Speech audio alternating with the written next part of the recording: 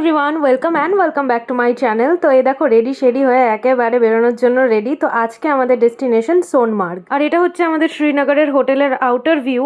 ভেতরের রুম ঠুম সবকিছু তোমাদেরকে পরে দেখাবো। কালকে আসার পরে আমি আর সত্যি বলতে রেকর্ড করতে পারিনি, ভীষণই টায়ার্ড ছিলাম। তারপর ব্রেকফাস্ট কমপ্লিট করে আমরা সবাই বেরিয়ে পড়েছি, আর এখন যাচ্ছি ডাল লেকের পাশ দিয়ে। অ্যাকচুয়ালি আমাদের শ্রীনগরের হোটেলটা একেবারেই ডাল লেকের পাশে, তো এটা আমাদের হোটেলেরই রাস্তা বলতে পারো। আর ঠান্ডা এখানে সবাই গাড়িতেই কাবু হয়ে গেছে, জানি না সোনমার্গে গিয়ে সবার কি অবস্থা হবে। আর জাস্ট ভিউটা একবার দেখো, মানে কাশ্মীর সত্যি ভূস্বর্গ। আর সোনমার্গে ঢোকার টানেলটা জাস্ট আগে এখানে এত সুন্দর একটা ভিউ পয়েন্ট ছিল, দেখতেই পাচ্ছ এখানে প্রচুর টুরিস্ট আছে, সবাই দাঁড়িয়ে পড়েছিল ফটো তোলার জন্য। তারপর আমরা ঢুকে গেলাম টানেলের মধ্যে। এই টানেলটা মোটামুটি 5 কি 6 কিলোমিটার মতো ছিল, আর এটার পরের ভিউটা জাস্ট মানে ইমাজিনেশনের বাইরে তোমাদের। আর এই হচ্ছে সেই ভিউ, মানে টানেলটা জাস্ট শেষ করার পর থেকে এখানে শুরু হয়ে গেছে রাস্তার উপরে বরফ। জাস্ট মনে হচ্ছিল কখন গাড়িটা থামবে আর ছুটতে গিয়ে বরফের মধ্যে জাস্ট হাতটা ডুবিয়ে দেবো। তবে কাশ্মীরে আসলে তোমাদেরকে একটা জিনিস মাথায় রাখতেই হবে, প্রচুর পরিমাণে বার্গেইন করতে হবে, কারণ এই স্নো বুটস বলো বা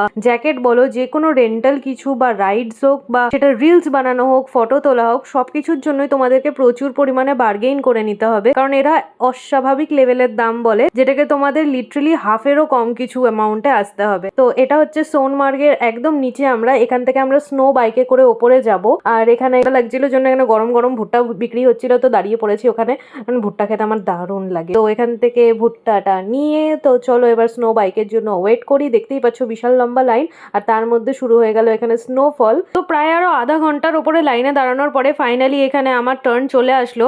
আমি ভেবেছিলাম এই পুরো রাস্তাটা আমি ভিডিও করব, বা এই বাইকটার রাইড এত ভয়ানক ছিল, মানে কোনো রকমে উল্টে পড়তে পড়তে বেঁচেছি আমি, তো বাকিটার ভিডিও করার সাহস হয়নি আমার। তারপরে এখানে কিছুক্ষণ বরফে আমরা দারুণ মজা করেছি সবাই, মানে ভিডিওতে শুধু আমিই আছি দেখতে পাচ্ছ, মানে বাকিরা তো ভিডিও করার জন্যই এনেছিলাম ওদেরকে।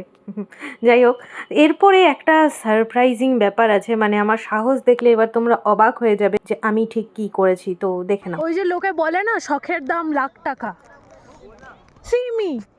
হ্যাঁ, তোমরা চোখে কিছু ভুল দেখছো না, তোমরা ঠিকই দেখছো। -4 কি 5 টেম্পারেচার ছিল তখন। তো যাই হোক, এটার ভিডিওটা তোমাদেরকে পরে শেয়ার করব। ওটা দারুণ সুন্দর একটা রিল বানিয়েছি আমি। তারপর আমরা খেয়ে নিলাম 10 টাকার ম্যাগি 150 টাকা দিয়ে। আর সারাদিন প্রচুর মজা করতে করতে এখানে বেজে গেছে প্রায় বিকেল 5:30। দেখে হয়তো মনে হচ্ছে না, কারণ কাশ্মীরে সন্ধে অনেক দেরিতে হয়, ধরে নাও 7টা মতো বেজে যায় প্রপার সূর্য ডুবে সন্ধ্যা হতে হতে। তো সোনমার্গের ওপর থেকে নামতে নামতে বেশ দেরি হয়ে গেছিল, প্রায় সন্ধ্যে 6:30 কি 6:45 বাজে এখন। আর আমরা যাচ্ছি এখন হোটেলের দিকে। তো আজকে হোটেলে গিয়ে জাস্ট ডিনার করে আমরা শুয়ে পড়বো, কারণ কারোর আর এনার্জি নেই, সারাদিন বরফে খেলে সবাই ভীষণ টায়ার্ড, তাই আমরা ডিনারটাও খুব লাইট রেখেছিলাম।